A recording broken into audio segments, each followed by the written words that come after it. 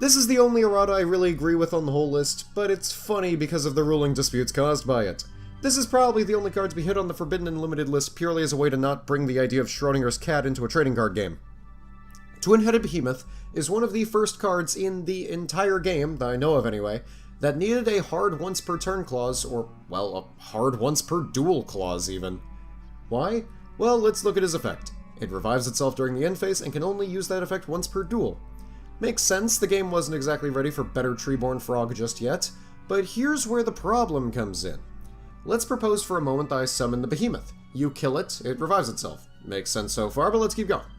I tribute it for a Monarch or something, if we're talking about the times that we're playing it in, and then place some card to shuffle it back in my deck, like Transmigration Prophecy. A couple turns later, and I summon Twin-Headed Behemoth. You kill it. Does it come back? Regardless of whatever answer you say, it can be retorted with, how do you know that's the Twin-Headed Behemoth that used its effect? This led to the card being limited purely because Konami had no idea anyone would ever want to do this. I assume it's the equivalent of running drop-off when your opponent shuffles their hand a lot just for the sake of making an irreparable game state and winning the game. It's real shocking at its finest, and the best part is that before the limit, it was as if Konami itself was telling you to try and do it.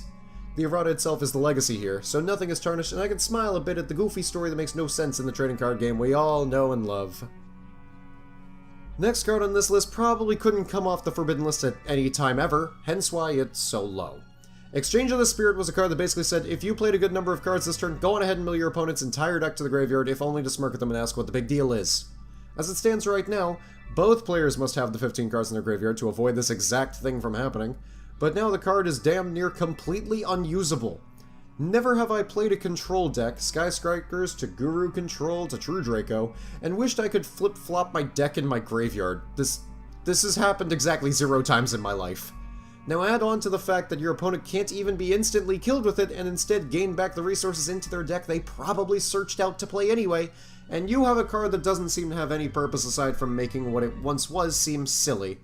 There will come a day where the majority of the player base forgets what this card used to do, and gets surprised when they see it was banned for so long, only to remember the fact that the card that was banned and the card that came out in Premium Gold are two completely different cards that only share a name, an artwork, and the feeling of shame between them.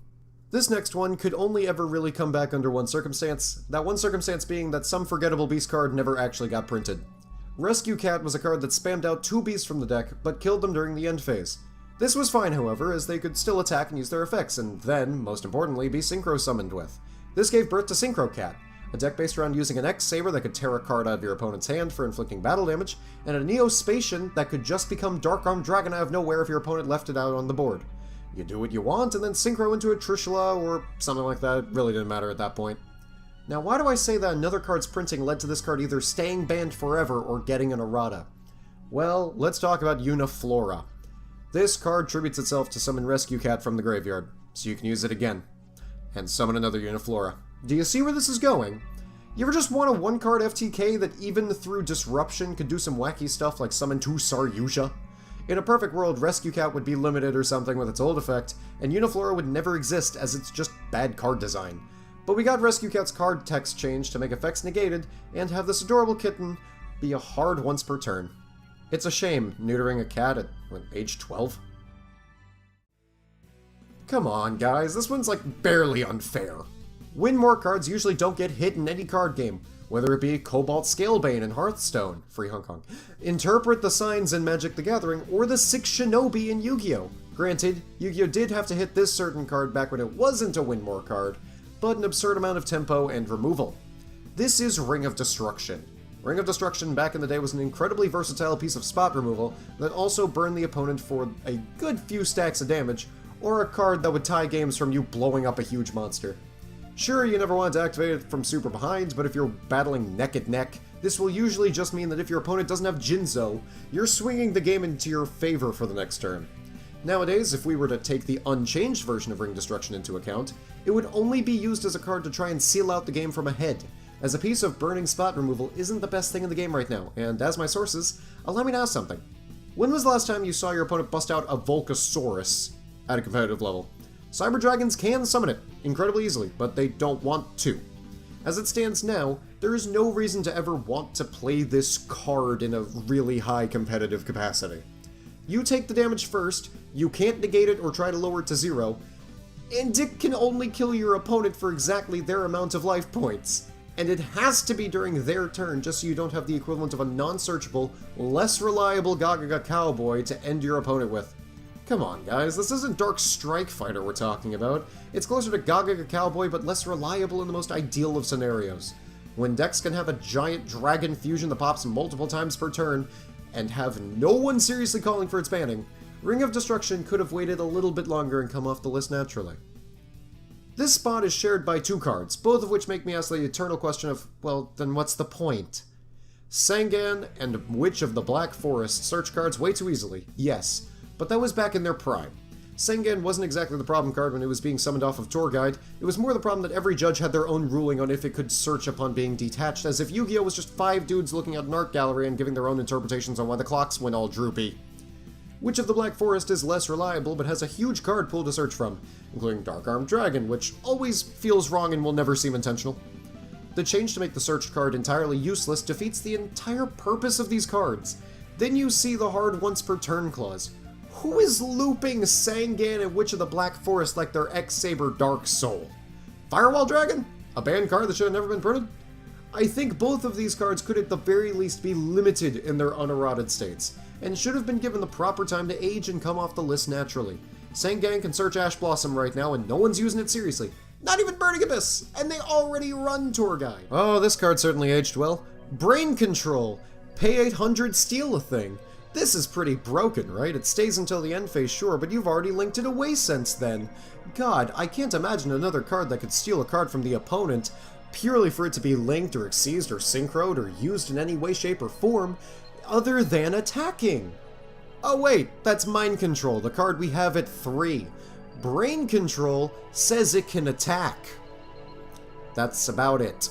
I mean, it can also be tributed, but that's about the least important thing in Yu-Gi-Oh! At this moment, unless your name is True Draco, and even then I don't get the idea. Brain Control could certainly be limited with Mind Control being at 3, and if anyone's concerned on, oh, that just adds another Mind Control into the bit, sure, Mind Control can go to 4. I'll say it. You can put Brain Control uneroded back into the real world.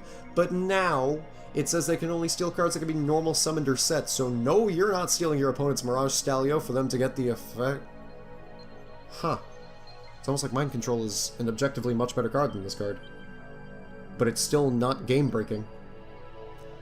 Yeah, I really don't understand why Brain Control is so scary that they had to errata it in DASA.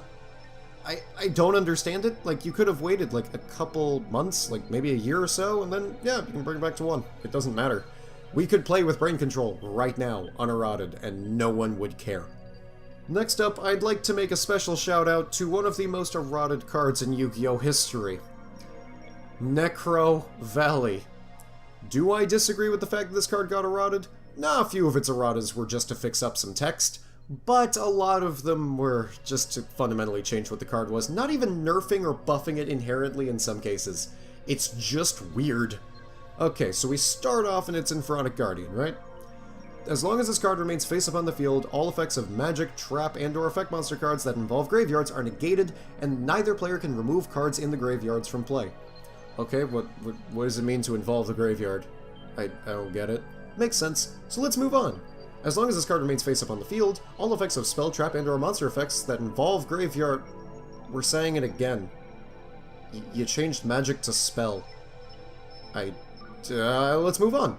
As long as this card remains on the field, negate the effects of spell, trap, and monster cards that affect cards in the graveyards, and neither player can remove cards in the graveyards from play. Okay, this makes sense. It's affecting a card in the graveyard. That's the same as involve. You didn't. It's still pretty vague. Like, okay, can we get it a little different? Negate the effects of spell, trap, and monster cards that affect the cards in the graveyard. You're not fixing anything. Negate the effects of spell, traps, and effect monsters that target cards in either player's graveyard. Cards in either player's graveyard cannot be removed from play. Okay, so now it's just for targeting? Okay, that's weird. I'm not certain I understand why it's just targeting. You can... Anyway, moving on to the 5th erratum. We moved the Gravekeeper's text up a little bit for whatever reason. And then we have cards in either player's graveyard cannot be removed from play. Cards in either player's graveyard cannot be affected by card effects except for their own effects. Okay, we're back into affected. No, you were fine. You were fine. You could say target, but now it doesn't target anymore. Why would it's so confusing why you're doing this. 6th erratum. Cards in either player's graveyard cannot be banished. Negate any card effect that would move a card in the graveyard other than itself to a different place. Okay, wonderful. I understand this. I get it. Now, what are we going to errata it into? Cards in the graveyard cannot be banished. Negate any card effect that would move a card in the graveyard to a different place. Negate any card effect that changes types or attributes in the graveyard. Okay, so now we've made it so Glow Up Bulb doesn't work, and Fairy Tale Snow doesn't work, to better reflect the time period that we're talking about. And also it just staples on another effect of negate any card effect that changes types or attributes in the graveyard. Isn't there a Satan card that does that? Is this literally just to counter Zombie World? I don't think there's anything else that really matters that you'd ever need that effect for. If there is one, please leave a comment down below. I have no idea what this would be for other than Zombie World. So if you guys see where the problem lies, it's in the fact that I don't get how it took this many times and doubling back and changing and fundamentally just messing with the card, as it did just for this thing to actually be a Yu-Gi-Oh card that makes sense. Does it make sense now? I mean, it makes sense now. It's made sense for the last, like, 3 iterations, but then they went back to effect, but whatever. I mean, I like the term move better. Maybe that's just my own language, but, I don't get it. Number 3 is a card that I genuinely wish would just stay on the ban list and literally never be errated, and even though it is errated, I'd still say it's ban-worthy. I don't like Imperial Order. I don't like cards that basically say an entire kind of mechanic is just stupid and lame and shouldn't work. So we have Imperial Order, which is limited after an errata. We have Shockmaster, which is banned. We have Anti-Spell, which I have said should be banned, and if you want the reasons for that, there is an entire YouTube video by me, Jason Igato, where I do say my top 10 cards that should be banned. In fact, it should probably be in the recommendations, honestly. If it isn't, just look it up, I guess. In either case, when it comes to cards that just say no religiously, people don't like that. There can be only one. People don't like it. It should exist. Rivalry and Gozen the same. Royal Oppression, on the other hand, pretty bad for the game. It's really unhealthy. No one likes it. And when you flip it up against your opponent, you're like, well, I am glad I don't have to play Yu-Gi-Oh today. And then there's just Imperial Order, which says, dunk on Sky Strikers, just play Typhoon lol. I mean, I get it, just play Typhoon lol, but also Snatch Steal can be MST'd. That was a real defense by people, by the way. In either case, I don't like Imperial Order. I genuinely feel like this card should stay banned. Even in its errata state, you basically just made it a little bit less broken. You put it on par with Anti-Spell, unlike cards that I feel like should be banned fundamentally. Are Pendulums doing anything right now? Well, Anti-Spell is still mean, okay? It's fucking mean. It's one of the worst designed, like, floodgates I've ever seen in my life, for it to stay all the way through all of Pendulum Era at 3. I mean, also, back to Imperial Order. There's not much to say. It negates every spell. What am I supposed to say?